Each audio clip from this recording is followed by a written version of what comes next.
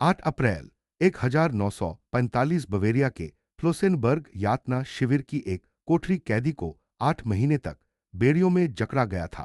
58 वर्षीय Wilhelm Canaris Nazi Germany में एक प्रमुख जासूस और 1935 से 1944 तक एब्वेहर का प्रम हुक था, वह व्यक्ति जिसने स्पेन में फ्रेंको की जीत में मदद की, 5 महाद्वीपों पर नेटवर्क स्थापित किए और ब्रिटेन व अमेरिका में एजेंट भेजे। हालांकि पिछले 1 साल से उसने एक अलग मिशन शुरू किया था, एडोल्फ हिटलर के खिलाफ साजिश रचने का। जैसे जैसे तीसरा रह ढह रहा था, अमेरिकी टैंक दक्षिणी जर्मनी में घुस रहे थे, रूसी तोपखाने बर्लिन पर टूट पड़े और 8 अप्रैल के 24 घंटों के भीतर कैनारिस का अंत हो गया। यह कोई मुकदमा नहीं था, बल्कि दस्तावेजों के साथ एक फांसी का आदेश था।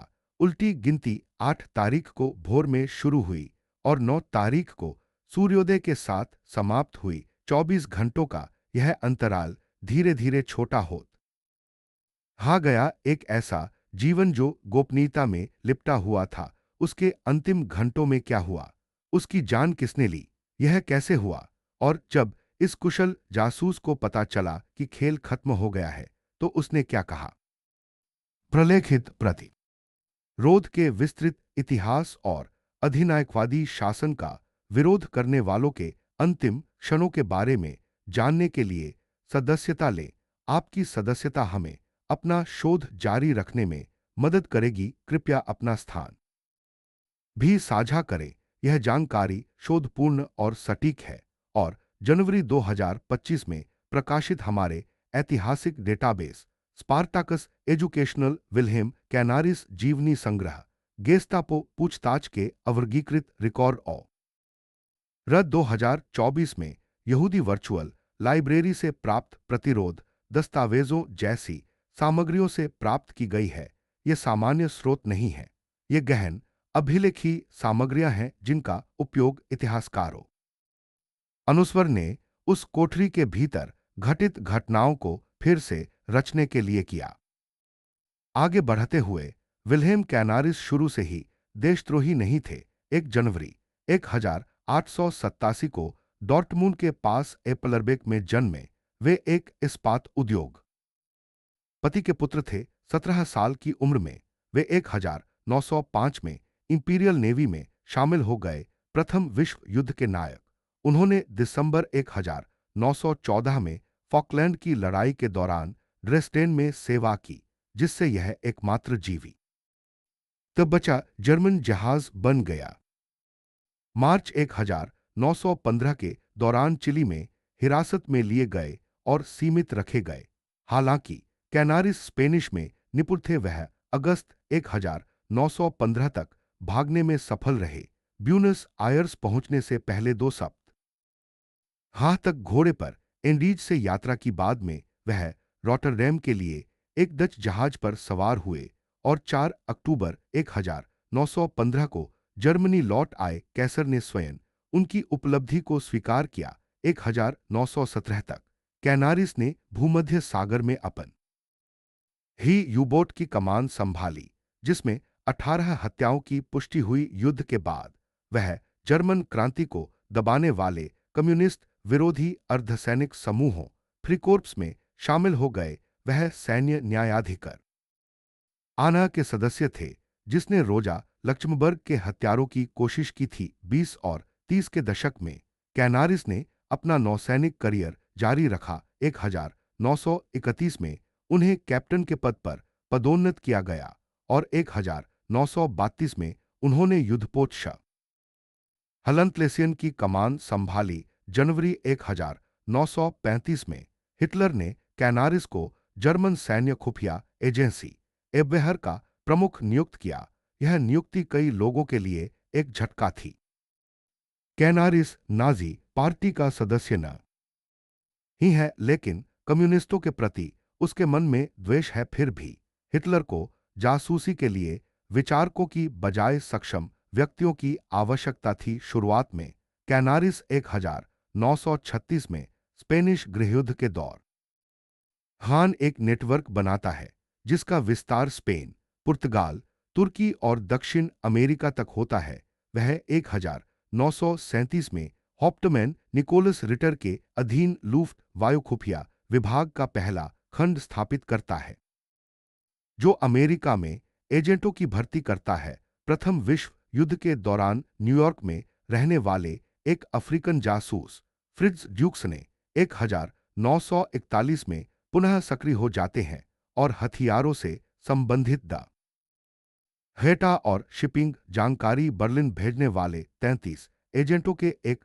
समूह का नेतृत्व करते हैं। 28 जून 1941 को एफबीआई उन सभी को गिरफ्तार कर लेती है, जो इसे अमेरिकी इतिहास की सबसे बड़ी जासूसी मुठभेड़ के रूप में चिन्हित करता है। कुल मिलाकर सजा 300 साल से अधिक की होती है। इस झटके के बावजूद एबवेहर अपना अभियान जारी रखता है। कैनारिस लगातार यात्रा कर रहा है। स्पेन, फ्रांस, तुर्की युद्ध क्षेत्रों उसकी गतिविधियां निरंतर हैं।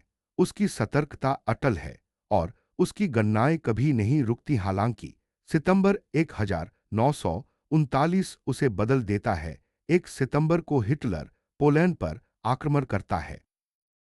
ब्रिटेन और फ्रांस द्वारा युद्ध की घोषणा के 2 दिन बाद कैनारिस 10 सितंबर को अग्रिम मोर्चे पर जाता है। बेरसेन में वह एसएस सैनिकों को 200 यहूदियों को एक आराधनालय में जबरन घुसाते और फिर उसे आग लगाते हुए देखता है। वे सभी मारे जाते हैं। तब हलंत कैनारिस हिटलर की ट्रेन अमेरिका देखने जाता है। 2 दिन बाद अपर सिलेसिया में उसकी मुलाकात हाई कमान के सशस्त्र बलों के प्रमुख जनरल विल्हेम कीटल से होती है। कैनारिस पोलैंड में योजनाबद्ध सामूहिक हत्याओं का खुलासा करता है, जिसमें पोलिश कुलीन वर्ग और पादरियों को विनाश के लिए चिह्नित किया गया है। वह कीटल को चेतावनी देता है कि वह हर मार्च को जवाबदेह ठहराया जाएगा, जिस पर कीटल हिटलर के आदेशों का जवाब देता है। हालांकि कैनारिस अपनी बात पर अड़ा रहता है और एबवेहर के एजेंटों को नाजी अत्याचारों का रिकॉर्ड इकट्ठा करने का निर्देश देता है। ये रिपोर्ट प्रतिरोध में एक कैथोलिक वकील जोसेफ मुलर को दी जाती है, जो बाद में उन्हें वेटिकन भेजते हैं। कैनारिस के प्रयासों से पोप को पोलैंड की घटनाओं की जानकारी मिलती है। 1938 तक कैनारिस पहले से ही षड्यंत्रों में भाग ले रहा था। अक्टूबर 1933 से एबवेहर में उनके डिप्टी हंस ऑस्टर के नेतृत्व में ऑस्टर प्लॉट में general Ludwig Beck, general Erwin von Witzleben और कार्ल गोरेलर भी शामिल थे। उनका इरादा सुडेटेनलैंड कट के दौरान बर्लिन गैरिसन की सेना का इस्तेमाल करके और उस पर मुकदमा चलाने के लिए उसे गिरफ्तार करके हिटलर को उखाड़ फेंकना था। हालांकि सितंबर 1938 में म्यूनिख समझौते ने उनकी योजनाओं को रोक दिया, क्योंकि चेम्बरलेन ने चेकोस्लोवाकिया को हिटलर के सामने आत्मसमर्पण कर दिया था। बिना किसी संकट या तख्तापलट के साजिश ध्वस्त हो गई। फिर भी गुड कैनारिस, ऑस्टर, बेक और वित्सलेबेन के माध्यम से जुड़ा रहा। उन्होंने एबवेहर के भीतर निगरानी की, प्रतीक्षा की और नेटवर्क बनाए। 1942 और 1943 में ऑस्टर और कैनारिस के लिए काम करने वाले एक न्यायविद हंस वॉन डोनाग्नी ने ऑपरेशन यू7 की योजना बनाई, जिसमें 14 यहूदियों को एबवेहर एजेंटों के रूप में प्रच्छन्न करके और उन्हें सीमा पार करने में आसानी के लिए झूठे दस्तावेज प्रदान करके स्विट्जरलैंड भागने में मदद की। अप्रैल 1943 में गेस्टापो ने उन्हें और डोनाग्नी के बहनोई लूथरन धर्मशास्त्री डिट्रिच बोनहोफर को गिरफ्तार कर लिया। उन पर मुद्रा और विनिमय कानूनों के उल्लंघन का आरोप लगाया गया था। हालांकि असली आरोप का खुलासा नहीं किया गया। यहूदियों की सहायता करने के आरोप में ऑस्टर की नजरबंदी उनके देश में ही लागू होती है। कैनारिस लगातार सभी आरोपों से इनकार करता है। महीनों तक वह भ्रम का नाटक करके और बेतुके जवाब हैकर पूछताछ से बचता रहता है और 3 दशकों से खुफिया जानकारी में अपने अनुभव के हर हथकंडे अपनाता है। हालांकि उसकी यह रणनीति सीमित समय के लिए ही कारगर साबित होती है। 11 फरवरी 1944 को हिटलर कई गलतियों अनुस्वर के कारण कैनारिस को एब्वेहर के प्रमुख पद से बर्खास्त कर देता है। एक एजेंट इस्तांबुल में मित्र राष्ट्रों के साथ भाग जाता है। रिपोर्टें गलत होती हैं और स्पेन के कार्टाजेना में एक ब्रिटिश मालवाहक जहाज में विस्फोट होता है। एक ऐसी कार्रवाई जिस पर हिटलर ने रोक लगा रखी थी, इससे स्पेन के साथ संबंधों में तनाव पैदा होता है। इस उल्लंघन का पता चलने पर हिटलर क्रोधित होता है और कैनारी सा को बर्खास्त करने का आदेश देता है और हेनरिक हिमलर के अधीन एब्वेहर का एसडी और गेस्टापो में विलय कर देता है। एब्वेहर का विघटन 1944 के मध्य में शुरू होता है। फ्रैंकेनवाल्ड के लोएनस्टीन कैसल में कैद कैनारिस नजरबंद रहता है। 10 मार्च को एडमिरल कार्ल डोनिट्स ने उन्हें सक्रिय ड्यूटी से मुक्त कर दिया। आश्चर्यजनक रूप से कैनारिस को उनकी सेवाओं के लिए जर्मन क्रॉस और रजत पदक से सम्मानित किया गया। जून में उन्हें रिजर्व का दर्जा दिया गया और एडमिरल के पद पर पदोन्नत किया गया। 1 जुलाई 1944 को उन्हें विशेष व्यापार, युद्ध और आर्थिक उपायों के स्टाफ का प्रमुख नियुक्त किया गया। 3 हलंते बाद 20 जुलाई 1944 को क्लॉस वॉन स्टॉफेनबर्ग ने पूर्वी प्रशिया में हिटलर के मुख्यालय में एक बम लगाया जिसे वुल्फ्स लेयर के नाम से जाना जाता था। 1242 पर बम फटा लेकिन हिटलर बच गया। 4 लोग मारे गए। फ्यूहरर ने ही उस रात बेक और जनरल फ्रेडरिक उलब्रिच को बर्लिन में सेना मुख्यालय में गोली मार दी गई। स्टॉफेनबर्ग, वर्नर वॉन हैप्टन और 2 अन्य को फायरिंग दस्ते द्वारा मार दिया गया। यह एक जा नहीं थी बल्कि एक शुद्धिकरण था। हिटलर ने हेनरिक हिमलर और अर्नस्ट काल्टेनब्रनर को अप्रतिबंधित अधिकार दिए। अगले कुछ महीनों में लगभग 6000 लोगों को गिरफ्तार किया गया, जिनमें से कई को यातनाएं चंद्र बिंदु दी गईं और लगभग 1-200 को फांसी दे दी गई। यह व्यक्ति जुलाई की साजिश में सीधे तौर पर शामिल नहीं था, वह नजरबंद था, लेकिन उसका नाम बार बार सामने आता रहा।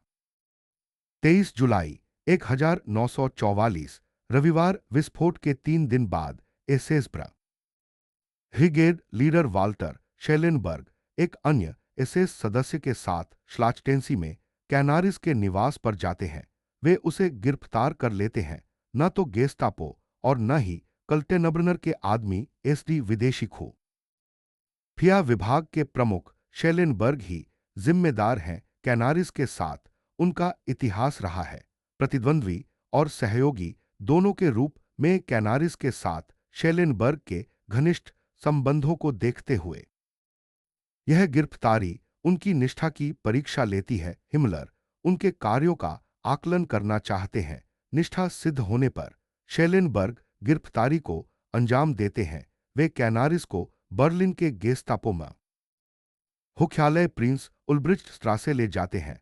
तहखाने में ही मुलर ने शुरुआत में उनसे पूछताछ की। कैनारिस के उत्तराधिकारी एब्वेहर प्रमुख हैंसेन को कैनारिस से एक दिन पहले 22 जुलाई को गिरफ्तार कर लिया गया था। म्यूलर हैंसेन को आरएसएचए मुख्यालय के एक कमरे में सुरक्षित पहुंचाने में कामयाब हो जाते हैं।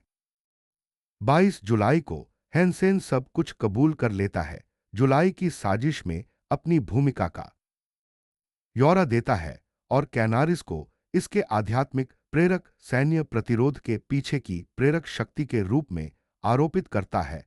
हालांकि कैनारिस को बम से जोड़ने का कोई ठोस सबूत नहीं है, लेकिन हैंसेन का बयान ही संदेह को जन्म देता है। बाद में कैनारिस को एक हिरासत केंद्र से फुर्स्टनबर्ग के एक सीपो स्कूल में स्थानांतरित कर दिया जाता है, जहां शुरुआत में उसके साथ उचित व्यवहार किया जाता है। हालांकि पूछताछ के दौरान हंस ओस्टर द्वारा उसका नाम लिए जाने के बाद उसकी परिस्थितियां नाटकीय रूप से बदल जाती हैं। फिर कैनारिस को प्रिंस उल्ब्रिच स्ट्रेसे स्थित आशा जेल में स्थानांतरित कर दिया जाता है, तहखाने में, जहां उसे बेड़ियों में जकड़ा हुआ एकांत कारावास में रखा जाता है, जिसका दरवाजा खुला रहता है और चौबीसों घंटे रोशनी रहती है। न अंधेरा, न आराम और न ही कोई एकांत उसकी नई जीवन स्थित ह्यो की विशेषता है। जेल में पहले से ही भोजन की कमी है, लेकिन कैनारिस को मानक राशन का केवल एक तिहाई ही मिलता है। सर्दी के करीब आने और बर्लिन के ठंडे होने के साथ उसकी कोठरी में कोई हीटिंग नहीं है। पूर्णविराम, उसका क्षीण शरीर और भी अधिक खराब हो जाता है, क्योंकि उसे एसएस पुरुषों द्वारा उपहास का पात्र बनते हुए जेल का फर्श साफ करने के लिए मजबूर किया जाता है। 57 वर्षीय पूर्व एडमिरल घुटनों के बल बैठकर मैं हीनों तक चित्रकारी करते रहे। अगस्त से दिसंबर तक कैनारिस भूख, ठंड और लगातार पूछताछ का सामना करते हैं, फिर भी वे अड़िग रहते हैं और अपनी खुफिया पृष्ठभूमि से प्राप्त धोखे के तरीकों का इस्तेमाल करते हैं। वे अपनी कहानी बदलते हैं, खुद का खंडन करते हैं, भ्रम का दिखावा करते हैं और भ्रामक स्वीकारोक्ति करते हैं। उनके पूछताछकर्ता उन्हें पकड़ नहीं पाते। हिटलर और नामों के लिए उनके जीवी रहने की कामना करता है। हिमलर कैनारिस को अंग्रेजों के साथ संपर्क सूत्र के रूप में जर्मनी द्वारा बातचीत की आवश्यकता पड़ने पर एक माध्यम के रूप में देखता है। इसलिए कैनारिस सर्दियों में वित रहता है। हालांकि समय कम होता जा रहा है। 22 सितंबर 1944 को एक मुखबिर की सूचना पर गेस्टापो एजेंटों ने एक स्थान पर छापा मारा और हंस वॉन डोनाघी द्वारा बनाए गए अभिलेखों की खोज की। इन अभिलेखों में 1938 से 1940 तक के तख्तापलट के प्रयासों का विवरण देने वाले दस्तावेज, कैनारिस की डायरियों की प्रतियां और प्रतिरोध गतिविधियों पर विस्तृत नोट्स हैं। गेस्टापो ने सब कुछ जब्त कर लिया तथा डोनाघी से ताज की, जो अप्रैल 1943 से हिरासत में था। पूछताछ तेज हो गई। कैनारिस को दस्तावेजों के संबंध में जांच का सामना करना पड़ा। वह अड़िग रहा और केवल अप्रत्यक्ष संलिप्तता का दावा किया। उसने स्पष्टीकर आना दिए, जिन्हें पूछताछकर्ता अस्थायी रूप से स्वीकार कर लेते हैं। हालांकि दबाव बढ़ता गया। फरवरी 1945 तक गेस्टापो ने पूछताछ के जरिए उससे पल्ला झाड़ने की कोशिशें छोड़ दी। इसके बजाय उन्होंने उसका तबादला कर दिया। 7 फरवरी 1945 को कैनारिस को पूर्वी बवेरिया में चेक सीमा के पास प्रमुख कैदियों के लिए एक विशेष शिविर, फ्लोसेनबर्ग यातना शिविर में ले जाया गया। वह अकेला नहीं गया। वहां हैंस ओस्टर, धर्मशास्त्री डिट्रिच बोनहोफर, जज एडवोकेट जनरल कार्ल सैक और कैप्टन लुडविग गेरा, जो सभी एब्वेहर या जुलाई की साजिश से जुड़े प्रतिरोध के नेता थे, भी मौजूद थे। फ्लोसेनबर्ग में जीवन क्रूर है और कैनारिस को दुर्व्यवहार सहना जारी है, जिसमें एसएस गार्डों द्वारा चेहरे पर थप्पड़ मारना भी शामिल है। 2 महीने तक कुछ नहीं बदला। पूछताछ जारी रही, लेकिन कोई नतीजा नहीं निकला। कैनारिस हर बात से इनकार करता है, अपने साथी षड्यंत्रकारियों के बारे में कभी कुछ नहीं बताता और न ही उनके नाम बताता है। युद्ध जारी है। 4 अप्रैल 1945 को सोवियत सेनाएं बर्लिन के निकट पहुंचते ही अमेरिकी सैनिक पश्चिमी जर्मनी से होते हुए आगे बढ़े। अपने बंकर में हिटलर क्रोध से भर गया, क्योंकि रीछ बिखर रहा था, लाखों लोगों की मौत और शहरों के खंडहरों को पीछे छोड़ रहा था। इसी अराजकता के बीच एक अधिकारी को बर्लिन से लगभग 20 मील दक्षिण में सौसेन में एक परित्यक्त एब्वेहर कार्यालय में छिपी कैनारिस की डायरिया मिली। डायरियों में तख्तापलट के लिए कमांडरों की भर्ती के लिए मोर्चे पर गुप्त बैठकों के बारे में विस्तृत प्रविष्टियां थीं, जो एक दीर्घकालिक साजिश का सबूत थीं। अधिकारी ने उन्हें आरएसएच हेनरिक मिलर और अर्नस्ट कल्टेम्ब्रेनर को सौंप दिया, जिन्होंने बाद में हैन उन्हें हिटलर को दिखाया। इन खुलासों से क्रोधित होकर हिटलर ने 5 अप्रैल को कैनारिस को फांसी देने का आदेश दिया। साथ ही समूह को तुरंत खत्म करने और आगे की पूछताछ या देरी को रोकने के निर्देश दिए। एसएस ओबरस्टुरम्बनफुहरर वाल्टर होपेंकोटेन और एसएस स्टुरम्बनफुहरर ओट्टो टोरबेक 8 अप्रैल 1945 की सुबह अपने कार्य के साथ फ्लोसेनबर्ग पहुंचे, एक परीक्षण का आयोजन करना और कैनारिस समूह को मारन।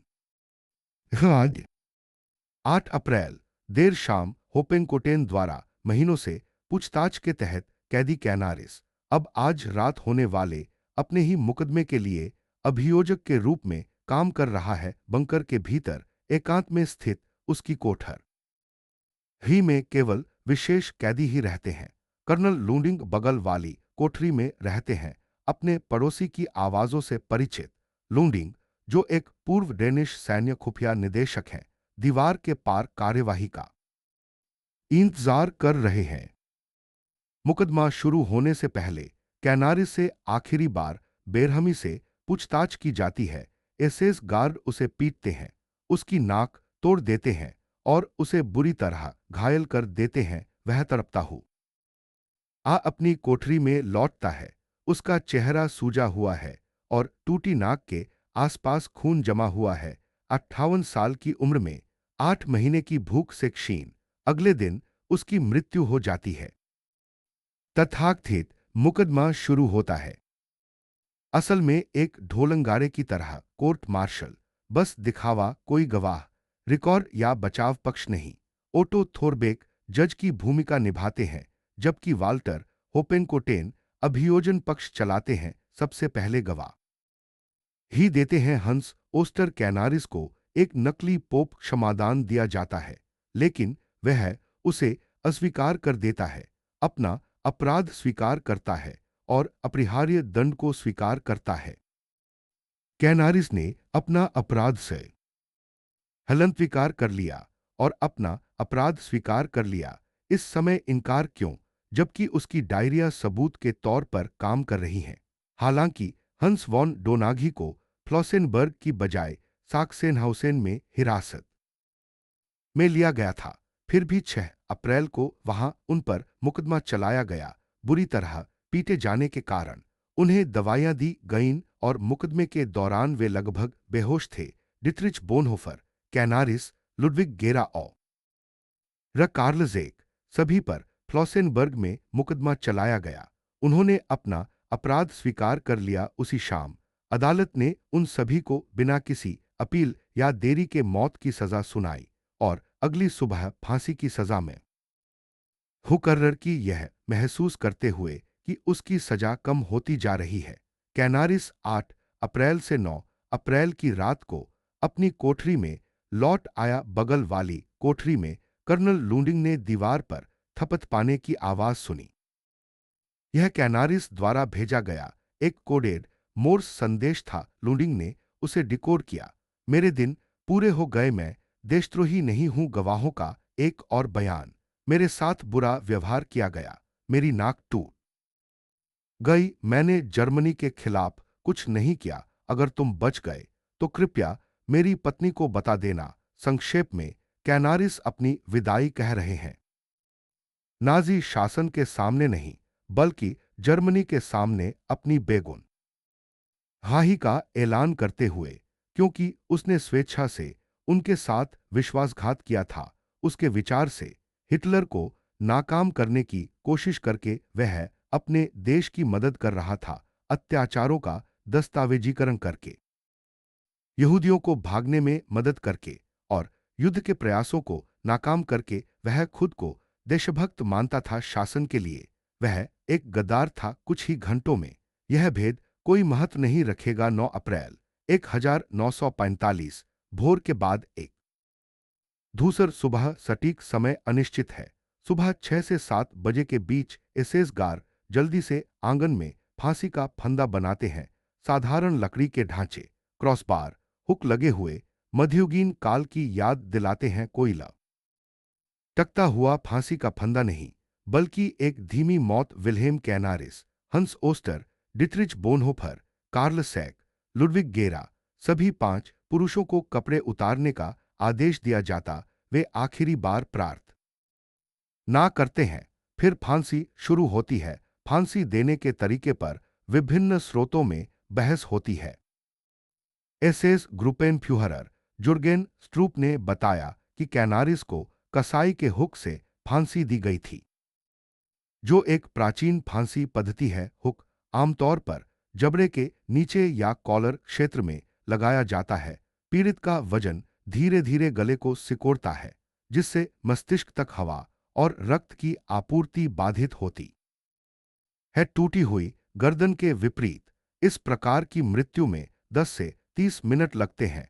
एक गवाह का आरोप है कि कैनारिस की मृत्यु दर्दनाक और धीरे धीरे हुई। वृत्तांत से पता चलता है कि उसे 2 बार फांसी दी गई थी। पहले उसके गले में लोहे का कॉलर और फंदा लगाकर, और बाद में, जब वह अभी भी जीवित था, उसे एक हुक पर फंदा लगाकर फिर से फांसी दी गई। यह कथा विभिन्न स्रोतों से प्राप्त कैदियों की गवाही से उत्पन्न हुई है। हालांकि कुछ इतिहासकार लोहे के कॉलर के उपयोग के संबंध में मानक फांसी प्रक्रियाओं के साथ विसंगतियों के कारण इसकी सटीकता पर सवाल उठाते हैं। यह अधिक प्रशंसनीय है कि कैनारिस को शॉर्ट ड्रॉप विधि का उपयोग करके एक हुक पर फंदा लगाकर फांसी दी गई थी, जो नाजी जर्मनी में गला घोंटकर फांसी देने के लिए आम थी। उसके शरीर के वजन ने फंदा को कस दिया होगा। मस्तिष्क में रक्त की अपर्याप्त आपूर्ति ही के कारण चेतना कुछ ही सेकंड में क्षीण हो जाती है और कुछ ही मिनटों में मृत्यु हो जाती है। यह तुरंत नहीं होता, लेकिन न ही यह लंबे समय तक पीड़ा में बदल जाता है, जैसा कि कुछ कथाएं बताती हैं। वाद है कि कैनारिस की मृत्यु 9 अप्रैल 1945 को सुबह 6 से 8 बजे के बीच हुई। उनके शरीर को तुरंत हटाए बिना लटकाकर छोड़ दिया गया। सभी 5 लोगों के शवों को सुबह की हवा में सड़ने दिया गया, जो अंतिम अपमान था। वॉन डोनाग्नी को उसी दिन फ्लॉसबर्ग में नहीं, बल्कि सैक्सेनहाउसेन यातना शिविर में फांसी दी गई थी। फांसी के लिए स्ट्रेचर पर ले जाया गया। वह 2 दिन पहले हुए अपने मुकदमे से अभी भी सुस्त था। फांसी पर लटकाए जाने पर वह 39 वर्ष का था। बोनहोफर की तरह ओस्टर 57 वर्ष का था। कैनारिस जितना ही। अगर कैनारिस 2 हफ्ते और जिंदा रहता तो उसे रिहा कर दिया जाता। फिर भी हिटलर का क्रोध टाला नहीं जा सका। 5 अब हेलनत्रेल को फांसी का आदेश जारी हुआ और डायरियों की खोज के 4 दिन बाद ही उसकी मौत हो गई। फांसी के बाद कैनारिस के शरीर का दाह संस्कार बिना दफनाए ही कर दिया गया। उनके अवशेष फ्लॉसबर्ग में एक सामूहिक दाह संस्कार स्थल पर बिखेर दिए गए। वहां न तो कोई कब्र थी, न ही कोई चिन्ह, और न ही कोई अंतिम संस्कार समारोह हुआ। इसके बजाय उनकी राख को हजारों अन्य लोगों की राख के साथ मिला दिया गया। वर्षों तक उनका परिवार उनकी मृत्यु के आसपास की परिस्थितियों से अनभिज्ञ रहा। उनकी पत्नी एरिका को पता चला कि उनकी मृत्यु हो गई है, लेकिन उन्हें इस बारे में कोई विस्तृत जानकारी नहीं मिली। उनकी बेटियां चंद्रबिंदु, ईवा और ब्रिजिट यह मानकर बड़ी हुईं कि उनके पिता एक गद्दार थे, जिन्हें नाजी शासन के तहत ऐसे आरोपों में फांसी दी गई थी। हालांकि नाजी शासन का अंत हो गया, लेकिन यह शर्मिंदगी कई वर्षों तक बनी रही। बहुत बाद में जर्मनी ने स्वीकार किया कि हिटलर का विरोध करने वाले गद्दार नहीं, बल्कि देशभक्त थे। युद्ध के बाद वाल्टर हुपेंकोटेन और ओटो थोरबेक को 6 और 9 अप्रैल 1945 को फ्लॉसबर्ग और साक्सेनहाउसेन में फांसी देने में उनकी भूमिका के लिए मुकदमे का सामना करना पड़ा। हुपेंकोटेन पर फरवरी 1951 में म्यूनिख की एक अदालत में मुकदमा चलाया गया, लेकिन आरोप खारिज कर दिए गए। हालांकि उन्हें सबूतों से छेड़छाड़ और शारीरिक क्षति पहुंचाने का दोषी पाया गया और 3 साल की जेल की सजा सुनाई गई। पश्चिम जर्मन सुप्रीम कोर्ट ने उनके खिलाफ नए सिरे से मुकदमा चलाने का आदेश दिया। अक्टूबर 1955 में ऑक्सबर्ग की एक अदालत ने थोरबेक पर मुकदमा चलाया और उन्हें 4 साल की जेल की सजा सुनाई। जून 1956 में कार्लजुए की एक अदालत ने शुरू में सुनाए गए दोषसिद्धि को पलट दिया, यह फैसला सुनाते हुए कि नाजी सरकार के पास देशद्रोहियों को फांसी देने का अधिकार है और कैनारिस की फांसी को कानूनी घोषित किया। हालांकि बाद में जर्मन उच्च न्यायालय ने कथित पीड़ितों को फिर से दोषी ठहराया, जिससे हुपेंग को थेन और थोरबेक को बरी होने की अनुमति मिल गई। न्याय में देरी, न्याय से इनकार, फिर भी कैनारिस की यादें बनी रहती हैं।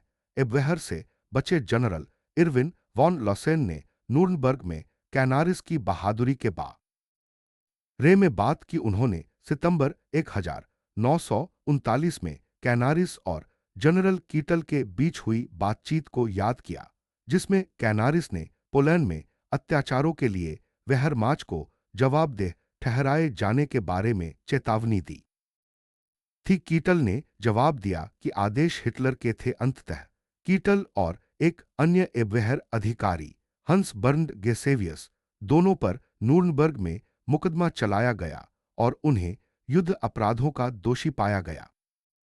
इज़राइल हायल में यहूदियों को भागने में मदद करने के लिए याद वाशेम द्वारा हंस वॉन डोनानी को राष्ट्रों के धर्मी लोगों में से एक के रूप में सम्मानित किया जाता है। अब कैनारिस को इस सूची में शामिल करने के प्रयास चल रहे हैं। हालांकि यह एक जटिल स्थिति है। कैनारिस पूरी तरह से निस्वार्थ नहीं थे। शुरुआत में उन्होंने हिटलर का समर्थन किया और नाजी युद्ध मशीन के निर्माण में योगदान दिया। फिर भी बाद में अत्याचारों को देखकर वे शासन के खिलाफ हो गए। अपनी शुरुआती निष्ठा के बावजूद उन्होंने ऐसे कदम उठाए जिनसे लोगों की जान बच गई। 8 अप्रैल की सुबह से 9 अप्रैल की सुबह तक अंतिम 24 घंटों के दौरान उन्हें पिटाई, एक दिखावटी मुकदमा, एक दीवार के पार एक गुप्त संदेश, एक तख्ते के नीचे प्रार्थना, फांसी और एक लंबी मौत का सामना करना पड़ा। कैनारिस एक जासूस था जो तोड़फोड़ करने वाला बन गया, एक नौसेना अधिकारी जिसने अपनी शपथ तोड़ी, एक देशभक्त जिसने अपनी सरकार के साथ विश्वासघात किया, या एक गद्दार जिसने अपने देश की सेवा की। राय इस बात पर निर्भर करती है कि आप किससे पूछते हैं। नाजी शाह हासन ने उन्हें देशद्रोही करार दिया, जबकि प्रतिरोध ने उन्हें एक नायक के रूप में सम्मानित किया। अंततः इतिहास उन्हें एक जटिल व्यक्ति के रूप में मानता है, एक ऐसा व्यक्ति जिसने एक ऐसी शासन व्यवस्था का निर्माण किया जिससे अंततः वह घृणा करता था और जिसने अपने प्रभाव का उपयोग उस युद्ध को विफल करने के लिए किया था जिसे शुरू करने में उसने मदद की थी। 1945 9 अप्रैल को फ्लोसेनबर्ग यातना शिविर में 5 लाशें हुक से झूल रही थीं, जबकि अमेरिकी टैंक 20 मील दूर थे। तीसरा रह हालांकि 12 साल तक चला, अपने अंत के करीब था। एब्वेहर के नेता कैनारिस ने उनमें से 9 साल सेवा की। उनकी निष्ठा हिटलर या पार्टी का हे प्रति नहीं थी, बल्कि यह उस जर्मनी के प्रति थी जो शायद अगर कभी सचमुच अस्तित्व में होता। सामूहिक हत्या और विजय के बजाय सम्मान और कानून को कायम रखता। अगर आप उन अंतिम वर्षों के जटिल नैतिक परिदृश्य में गहराई से उतरने वाले प्रामाणिक प्रतिरोध इतिहास में रुचि रखते हैं, तो सदस्यता लेने पर विचार करें। आपकी सदस्यता ऐसी कहानियों की हमारी निरंतर जांच का समर्थन करती है। इस दिन सूर्योदय के साथ युद्ध समाप्त हो गया था, फिर भी हत्याएं जारी रहीं, यहां तक कि अंतिम क्षणों में भी।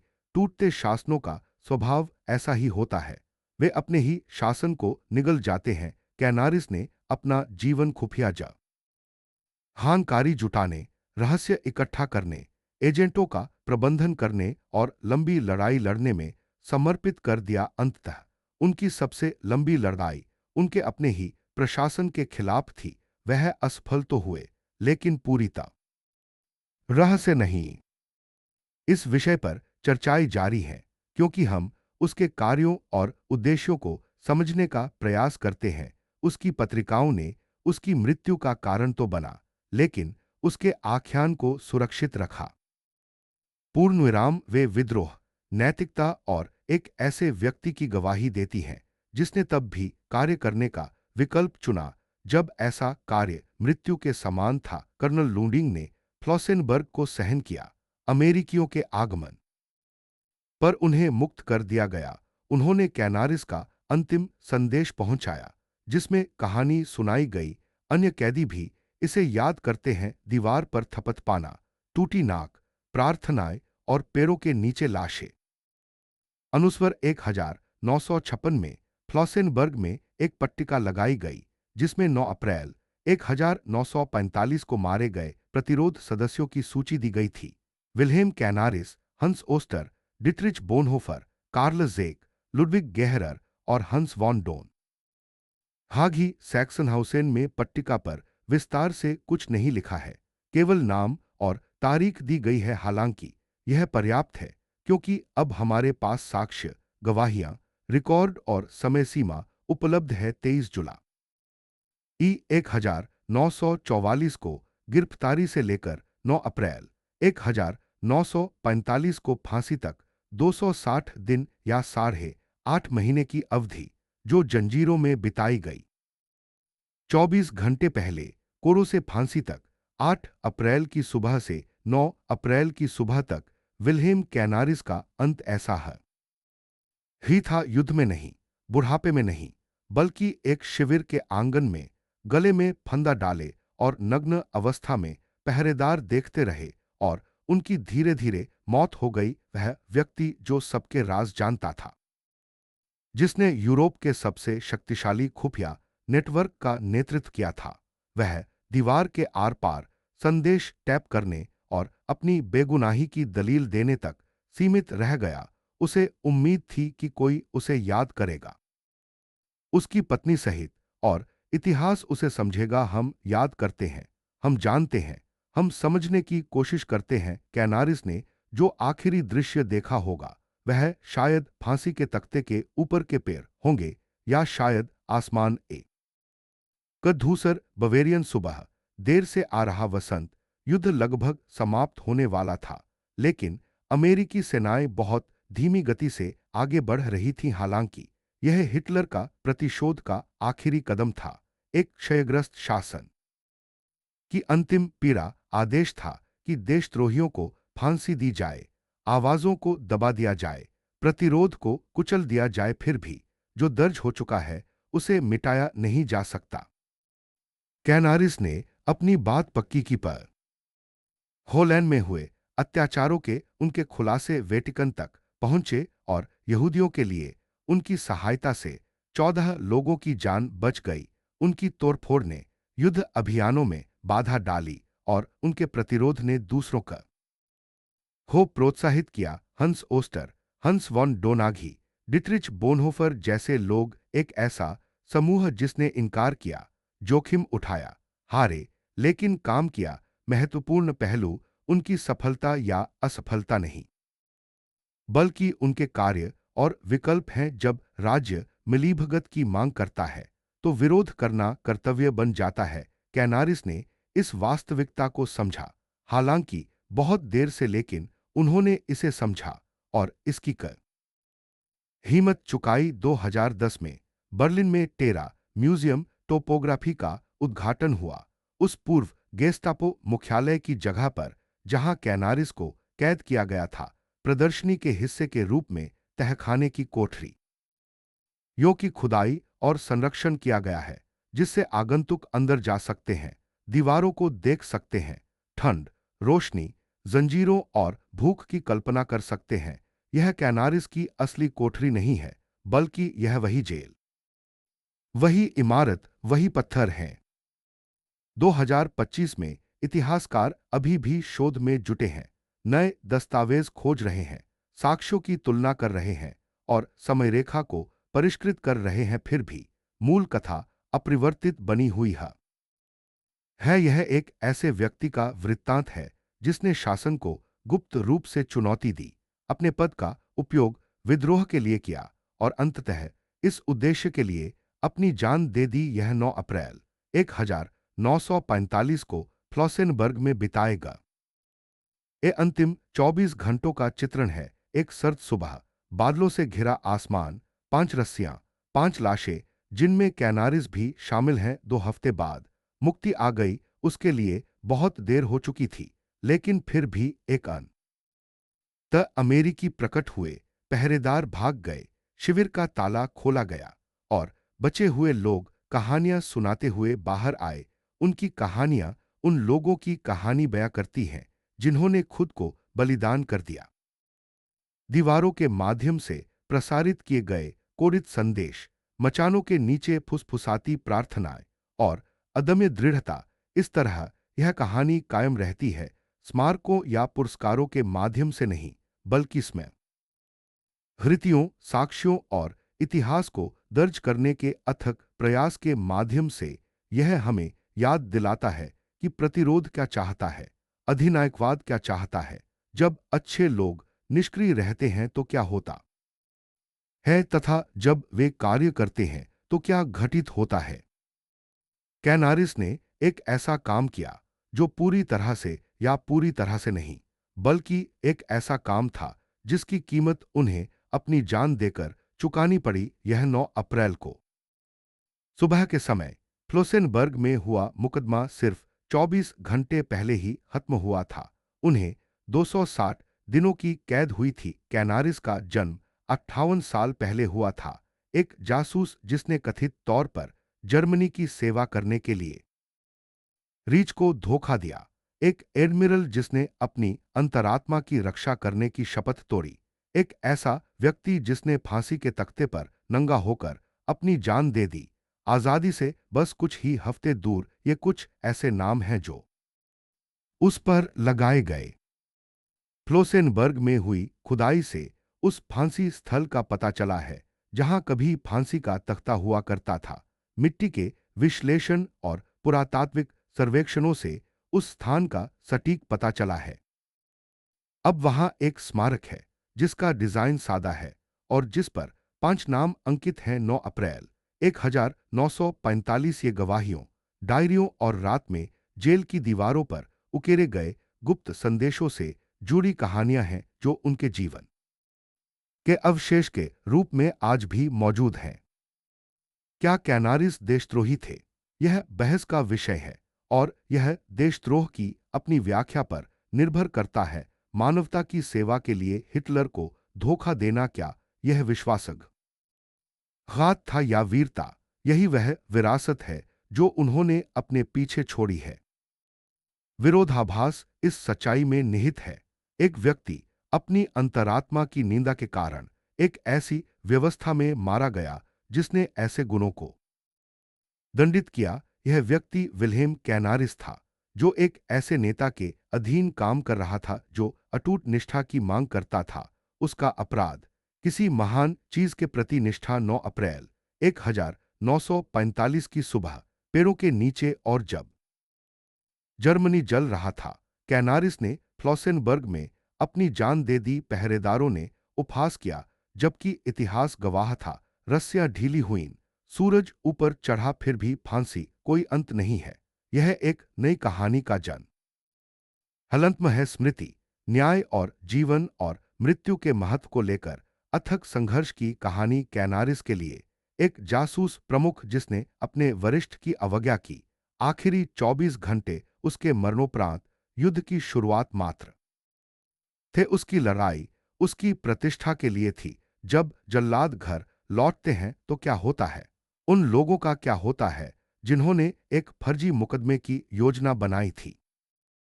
फांसी तक नंगे पांव मार्च किसने भड़काया? और उस परित्यक्त परिवार का क्या? एक पत्नी और 2 बेटियों का जो एक गद्दार की विरासत के बोझ तले दबी थीं। तीसरे रह के पतन ने स्पष्टता नहीं, बल्कि अराजकता ला दी। इस उथल पुथल के बीच इतिहास के लिए संघ शुरू हुआ। यह उस युद्ध की कहानी बयान करता है, एक संघर्ष जो युद्ध के मैदानों पर नहीं, बल्कि अदालतों, अभिलेखागारों और खुद को समझने के लिए संघर्ष कर रहे एक राष्ट्र की आत्मा के भीतर लड़ा गया। हम न्यायाधीशों से शुरुआत करेंगे। वाल्टर हुपेंकोथेन, एसएस अभियोजक जिसने महीनों तक कैनारिस का लगातार पीछा किया, केवल कुछ ही घंटों में उसे दोषी ठहराने के लिए ओटो थोरबेक, वह व्यक्ति जिस ने उस संक्षिप्त कोर्ट मार्शल की अध्यक्षता की युद्ध के बाद वे एक पराजित जर्मनी में वापस घुल-मिल गए, फिर भी वे स्मृति से मिट नहीं गए।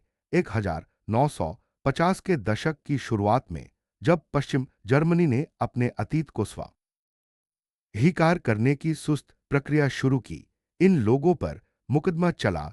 आरोप हत्या मामला सीधा साधा प्रतीत हुआ।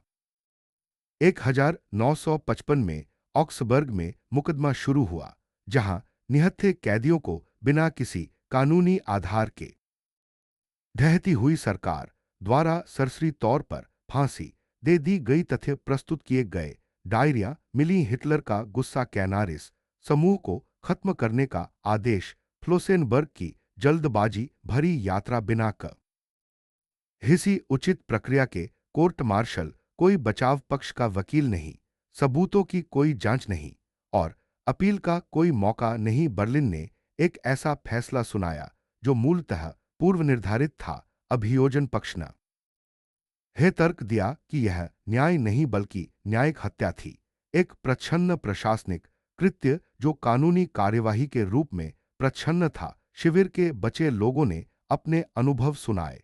उस सर्द अप्रैल की सुबह की घटनाओं को दोहराते हुए ऐसा लग रहा था कि न्याय की जीत होगी। थोरबेक को 4 साल की सजा मिली, जबकि हॉपेकोथेन को 6 साल की सजा सुनाई गई। हालांकि अपील करने पर मामले की सुनवाई देश की सर्वोच्च अदालत, जर्मन संघीय न्यायालय ने की। 1956 में अदालत ने एक ऐसा कदम उठाया जिसने जर्मनी में नाजी विरोधी और उत्तरजीवियों में हलचल मचा दी। अदालत ने सभी फैसलों को पलट दिया। इसके पीछे कानूनी औपचारिकता का एक भयावह प्रदर्शन था। अदालत ने फैसला सुनाया कि संक्षिप्त सुनवाई नाजी जर्मनी के कानूनों और प्रक्रियाओं के अनुरूप थी। अदालत के अनुसार राज्य के पास राजद्रोह का प्रतिकार करने का अधिकार था। कैनारिस और अन्य लोग सरकार को उखाड़ फेंकने के लिए सक्रिय रूप से काम कर रहे थे, इसलिए उच्च राजद्रोह के लिए उन्हें फांसी देना एक दिखावा था। इस सरकार की नजर में न्यायाधीश होपेंको थेन और थोरबेक उस समय लागू कानून को लागू कर रहे थे। अदालत ने पाया कि वे हत्यारे नहीं थे, बल्कि वे एक कानूनी व्यवस्था के प्रतिनिधि थे। फिर भी इस एक फैसले के साथ पश्चिम जर्मन न्यायपालिका ने मरणोपरांत विल्हेम कैनारिस पर फिर से आरोप लगाया। एक बार फिर अपराधियों को बरी कर दिया गया, जबकि पीड़ित यातनाएं झेलते रहे। उनके कृत्यों को वैधता का मुखौटा पहनाया गया। हॉपेकोथेन और थोरबेक सजा से बच निकले। थोरबेक ने 1976 में अपनी मृत्यु तक नूर्नबर्ग में अपना कानूनी करियर जारी रखा। हॉपेकोथेन 1997 तक बेदाग रहे। न्याय में न केवल देरी हुई, बल्कि उसे विकृत रूप से पुनर्परिभाषित किया गया। हाँ, इस फैसले ने युद्धोत्तर जर्मन न्यायिक प्रणाली की एक विनाशकारी बीमारी को उजागर किया। एक ऐसी संस्था जो ऐसे लोगों द्वारा संचालित थी जिन्होंने पहले नाजी शासन की सेवा की थी और उसके कार्यों अनुस्वर को स्वाभाविक रूप से आपराधिक मानने से इनकार कर दिया था या उसकी निंदा करने में असमर्थ थे। यह परिणाम फांसी दिए गए लोगों के परिवारों के लिए एक दूसरे विनाशकारी विश्वासघात का प्रतिनिधित्व कर रता था। उनके प्रियजनों की न केवल नाजियों ने हत्या की, बल्कि उनके अपराध को उस लोकतांत्रिक राज्य द्वारा वैध ठहराया गया जिसकी स्थापना के लिए उन्होंने संघर्ष किया था। इस बीच जब अदालतें तकनीक की पहलों पर विचार विमर्श कर रही थीं, एक विधवा और उसके बच्चे अपने जीवन के मलबे से जूझ रहे थे। एरिका कैनारिस और उनकी बेटियां ईवा और ब्रिगेट युद्ध से बच गईं, लेकिन उन्होंने खुद को एक ऐसी दुनिया में पाया जहां उन्हें कोई सांत्वना नहीं मिली। दशकों तक उनके पति और पिता को राजद्रोह के लिए कानूनी तौर पर फांसी दिए जाने के कारण उन्हें सरकारी पेंशन से वंचित रखा गया। अधिकारियों द्वारा दी या गया तर्क, वह पीड़ित नहीं बल्कि शासन के गद्दार थे। परिवार गरीबी में संघर्ष करता रहा और सामाजिक कलंक से जूझता रहा। अपने समुदाय में वे उस व्यक्ति के परिवार के रूप में जाने गए जिसने राष्ट्र के साथ विश्वासघात किया था। जो लोग कभी युद्ध के दौरान एडमिरल का सम्मान करते थे, अब उनकी पत्नी से दूर रहने लगे। उन पर आरोप लगते रहे। उन्होंने उथल पुथल के खिलाफ साजिश रची। वह एक गद्दार थे। एरिका का हैनारिस ने अपने पति की प्रतिष्ठा को सही ठहराने के लिए दशकों तक संघर्ष किया। उन्होंने गवाहियां इकट्ठा की, जीवित प्रतिरोध सदस्यों के साथ पत्रव्यवहार किया और उनके कार्यों के सबूत पेश किए, जिनमें पोलैंड की चेतावनियां, यू-7 जैसे यहूदी बचाव अभियान और युद्ध के प्रयासों को कमजोर करने के लिए जानबूझकर झूठी खुफिया जानकारी का प्रसार शामिल था। जर्मन सरकार ने कैनारिस को एक प्रतिरोध न हेता के रूप में स्वीकार किया और उन्हें पेंशन प्रदान की। हालांकि आधिकारिक डचमन सबरूज यानी जर्मन अदालत से कानूनी बरी होने का आदेश अभी तक नहीं मिला। 1956 का फैसला देश की दीर्घकालीन अनिश्चितता का प्रतीक था। जर्मनी ने स्मारक बनवाने का फैसला किया, लेकिन वह अपने सबसे निराशाजनक दौर के फैसलों को पूरी तरह से संशोधित करने के लिए अभी तैयार नहीं था। युद्धोत्तर जर्मनी में अबेहर का साय मंडराता रहा। हालांकि 1944 में हिमलर की एसडी द्वारा विलय के बाद इस संगठन का अस्तित्व समाप्त हो गया, लेकिन इसके कर्मचारी, प्रक्रियाएं और रहस्य बरकरार रहे। नूर्नबर्ग मुकदमों के दौरान एरविन वॉन लॉजेन और हैंसबर्न गैसेवियस जैसे जीवित अबेहर अधिकारियों की गवाही महत्वपूर्ण साबित हुई। इनसे शासन की आपराधिकता और उसके सैन्य रैंकों के भीतर प्रतिरोध के बारे में जानकारी मिली। पोलैंड में अत्याचारों के संबंध में जनरल कीटल के साथ कैनारिस के टकराव पर लॉसेन की गवाही कीटल को दोषी ठहराने के लिए महत्वपूर्ण साक्ष्य बन गई, जिसके परिणाम स्वरूप अंततः अक्टूबर 1946 में से फांसी दे दी गई। विडंबना स्पष्ट थी।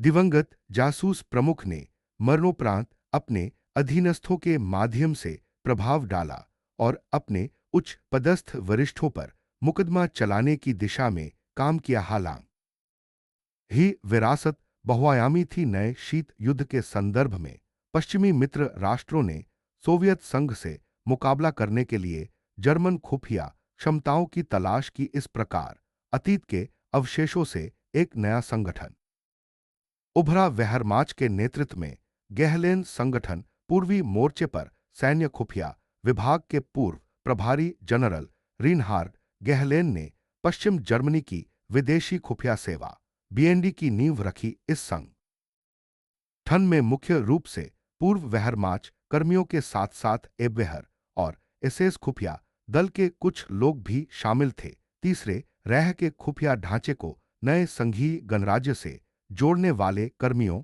और रणनीतियों की एक सतत श्रृंखला थी। कैनारिस अनुपस्थित थे, फिर भी उनकी छायादार दुनिया कायम रही। अब एक अलग सत्ता की सेवा कर रही थी। जो लोग पहले हिटलर के अधीन काम कर चुके थे, वे अब पश्चिम के लिए काम कर रहे थे। युद्ध के कारण आवश्यक इस निरंतर जुड़ाव ने इतिहास के अतीत से स्पष्ट अलगाव के वृत्तांत को और जटिल बना दिया। यही जटिलता विल्हेम कैनारिस की विवादित विरासत का मूल है। वह कोई सीधा साधा नायक न हीन है। एक और कुछ इतिहासकार उसे प्रतिरोध के शहीद के रूप में चित्रित करते हैं, जबकि अन्य उसे एक चतुर अवसरवादी के रूप में चित्रित करते हैं जो समझौतों से बुरी तरह कलंकित है। उसके खिलाफ मामला दमद हार है। वह लोकतंत्र का समर्थक नहीं था, इसके बजाय वह एक कट्टर रूढ़िवादी और राष्ट्रवादी था जो वाइमर गणराज्य का तिरस्कार करता था। उसने शुरुआत में हिटलर के सत्ता में आने का समर्थन किया था, इसे साम्यवाद के विरुद्ध एक बाधा और जर्मनी की सैन्य शक्ति के पुनर्निर्माण के एक साधन के रूप में देखा था। एबवेहर के प्रमुख के रूप में उसके संगठन ने नाजी विदेश नीति और सैन्य अभियानों की शुरू आती सफलताओं में महत्वपूर्ण योगदान दिया। उसने स्पेन में फ्रेंको की सहायता की। उसके एजेंटों ने मित्र राष्ट्रों के विरुद्ध कार्रवाई की। कई वर्षों तक वह शासन का एक कुशल और वफादार सेवक बन रहा। हालांकि उसका बचाव करने वाले तर्क देते हैं कि यही पहलू उसकी कहानी को इतना आकर्षक बनाता है। वह विद्रोही नहीं था, वह व्यवस्था के भीतर एक अंतरंग व्यक्ति थे जो पहले से मौजूद लोकतांत्रिक मूल्यों से प्रेरित नहीं थे, बल्कि शासन की अनियंत्रित क्रूरता के साथ एक कठोर मुठभेड़ से मजबूर थे। उनका परिवर्तन, जैसा कि उनके साथियों ने गवाही दी, सितंबर 1939 में पोलैंड में हुए नरसंहारों को देखने के बाद हुआ। उनका दावा है कि तब यह पारंपरिक रूढ़िवादी सैन्य अधिकारी जो सगाई के नियमों और नैतिक संहिता का पालन करता था, ने माना कि वह एक आपराधिक राज्य की सेवा कर रहा था। उनका विरोध एक उदार लोकतंत्र की स्थापना के लिए नहीं था, बल्कि एक आपराधिक उद्यम को रोकने के लिए था जिसने उनके देश पर कब्जा कर लिया था और इसे नैतिक और शारीरिक विनाश की ओर ले गया था। उन्होंने उसी मशीनरी का इस्तेमाल किया जिसे उन्होंने शासन को अंदर से तोड़फोड़ करने के लिए स्थापित किया था। उन्होंने यहूदियों को बचाने की अनुमति दी, मित्र देशों की खुफिया एजेंसियों के साथ संबंध बनाए रखे और अपने संगठन के भीतर हंस ओस्टर जैसे षड्यंत्रकारियों को लगातार व्यक्तिगत रूप से बड़े खतरे में डालकर संरक्षण दिया। 20 जुलाई की साजिश के क्लॉस वॉन स्टॉफेनबर्ग और उनके सहषड्यंत्रकारी हिटलर को रोकने में नाकाम रहे, फिर भी उन्होंने लोगों की जान बचाई और एक ऐसी सेना के बीच सम्मान की किरण को बनाए रखा जिसने अपनी अखंडता काफी हद तक खो दी थी। आजकल जर्मनी आम तौर पर इन व्यक्तियों को नायक मानता है। जर्मन पर हलंत्रतिरोध स्मारक केंद्र बर्लिन के बेंडलर ब्लॉक में स्थित है, वही इमारत जहां उन्हें फांसी दी गई थी। सैन्य प्रतिरोध के एक प्रमुख व्यक्ति विल्हेम कैनारिस को वहां श्रद्धांजलि दी जाती है। लोसेनबर्ग में उनकी हत्या स्थल को चिह्नित करने के लिए एक स्मारक पट्टिका लगाई गई है। स्कूली बच्चे उनसे मिलने आते हैं और उनके बारे में सीखते हैं। समय के साथ उनका पुनर्वास हुआ है, एक जटिल हार से विवेक के प्रतीक में बदल गया है। उनका प्रारंभिक दावा कि वे गद्दार नहीं थे, एक कंक्रीट की दीवार के माध्यम से मोर्स कोड के माध्यम से भेजा गया था, एक समय विवादास्पद था। नाजी शासन ने उन्हें सही करार दिया, जबकि युद्धोत्तर अदालतों ने मौन रूप से उनके परिवार द्वारा उनके कार्यों का बचाव करने की आवश्यकता की पुष्टि की। इतिहास समय और अनदेखे अभिलेखों के माध्यम से अपना निर्णायक निर्णय दे चुका है। वह एडोल्फ हिटलर और राष्ट्रीय समाजवादी शासन के प्रति गद्दार था। हालांकि नरसंहार और पूर्ण युद्ध की वकालत करने वाली सरकार के साथ विश्वासघात करके उसने एक श्रेष्ठ निष्ठा का विकल्प चुना, अपनी अंतरात्मा के प्रति निष्ठा और जर्मनी के उस दृष्टिकोण के प्रति जिसे वह महसूस करता था कि नाजियों ने अपवित्र कर दिया था। अंतिम 24 घंटे उस चुनाव की कीमत थे। आने वाले दशक दुनिया को यह समझाने की लड़ाई थे। संघर्ष काफी हद तक समाप्त हो चुका है। एडमिरल अंततः निर्दोष साबित हुए हैं, कानून की अदालत में नहीं बल्कि इतिहास की अदालत द्वारा, और उसकी कहानी जारी है, एक प्रमाण कि भ्रष्ट संस्थानों के सबसे अंधेरे कोनों में भी प्रतिरोध हमेशा एक विकल्प होता है। कभी कभी सबसे सच्चा देशभक्त वही होता है जिसे देशद्रोही करार दिया जाता है।